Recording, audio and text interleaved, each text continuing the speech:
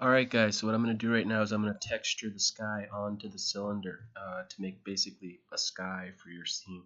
There's a number of different approaches you can take to this. This is just one of them. I'll put a cylinder around the content in my scene and then map the sky to it. You can also use flat planes or maybe a sphere, etc, etc. So let's give it a go. I'm going to go with the cylinder.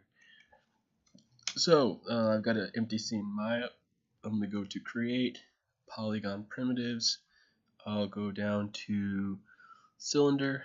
There's a cylinder. I press R on the keyboard. I scale it up. This looks pretty good.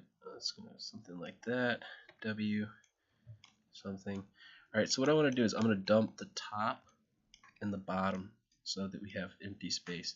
I'm going to go right click, which is going to allow us, right now we're in object mode. When you see that this is green, this means that we have it selected as an object. Right click, and everything else here is basically a component mode, which is allowing me to edit. I'm right clicking again, edit this object at a deeper level. So I'm going to go right click, face, and we can see as I mouse over, the faces start to light up, allowing me to select them. I'm going to do a sweeping selection straight down from the top on the cap, and the idea is to get the bottom as well. I didn't get it all, but I got most of it. I'm going to press delete, clean that out, and then do the same thing over here. I just do sweeping selection, delete. That looks good. So now what I'm going to do is right click, object again. So I'm holding down the right click, and it brings up this markup window. I go over object, we see it turns green. That's the desired result. But one thing to notice, we have to flip the faces on these objects. You can Google this if you want more detailed information about it, but essentially with polygons, they have each face has a direction. So this would be the polygonal face, and it's pointing towards us right now. If we look inside the cylinder, we can see it's black, right? Which is the back side of the face. If I'm inside the cylinder, it looks black, and it's really not going to render out too well. So what we need to do is we need to flip the faces. I have to basically tell this to flip to the inside, because we're going to be inside the cylinder looking out. So I want that facing towards us. So basically what I'm going to do is I'm going to go to Mesh Display. Over here I have to be under modeling mode, this modeling mode tab. There's different versions. I need to be under modeling. I'm going to go across to Mesh Display and then reverse. Watch what happens when I click. It flips. Alright, so that's what we want, facing inwards. Next thing we're going to do is we're going to apply the texture to the surface of this object. This is like very similar to basically applying wallpaper to an object, essentially. I've already downloaded a panoramic sky, and I'm going to apply that to the inside of this cylinder. So let's give it a go. So how do we do it? What I'm going to do is I'm going to go to Window. I'm going to go down to Rendering Editors. I'm going to go to Hypershade. I'll leave this up for a second. So go to the Hypershade.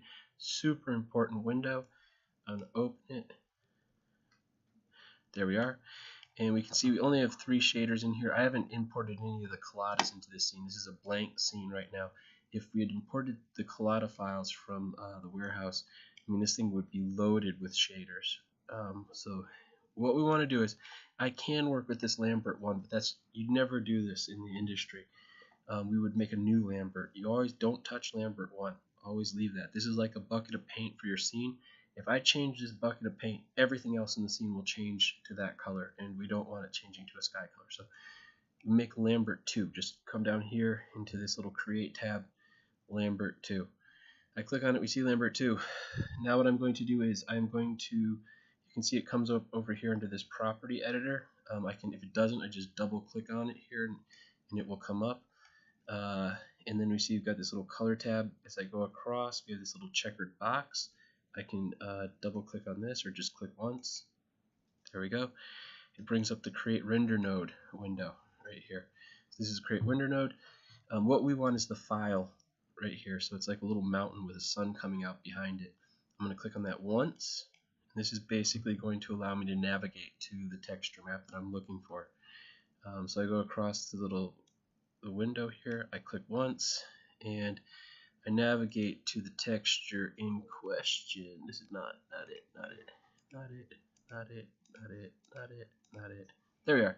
So we want this sky right here. This is the one. Open. This doesn't really matter too much. Honestly, I could have got something higher resolution than this. It's okay. but I'll just keep this out of the shot. We're taking still shots, and I'm just going to keep this out of frame. I go to open. There we are. We can see visibly that it's on the shader. I'm just going to pull this across. You've got visual confirmation. At this point, I can middle mouse click on top of this Lambert and just drag and drop. Okay, I didn't see anything happen, but the thing is, as it is right now, in the workspace, I don't have textures turned on. So I'm going to press the 6 key on the keyboard. But pressing 6, we can see that yes, that the texture is on the surface of the cylinder. But when I'm looking at this on closer investigation, it just doesn't look right. It looks grainy, it looks pixelated, and this does not look like the image that we were originally applying to the surface. It looks sort of like it, but it needs to be remapped. So here we go. I'm going to minimize the hypershade, and this has to still be selected, so it needs to be green as an object. I'm going to go to, I have to be under modeling. This is critical. Can't do it unless you're under this modeling mode. I'm going to go across to UV right here. So I click on UV. I'm going to go down to cylindrical mapping. Boom. Done. So what's happening is it's giving me half a cylinder right now. It's taking that texture map and it's only applying it across half, and then it's doing it again across the other half. If I wanted to, I could bring it all the way around by grabbing this handle. See these handles here? I can squash and stretch. I can have it tile, or I can stretch it out across the entire surface. So I'm grabbing it from that middle handle. That's the one that you guys are probably going to work with. That looks good. So this would be a bit closer to what I was hoping for.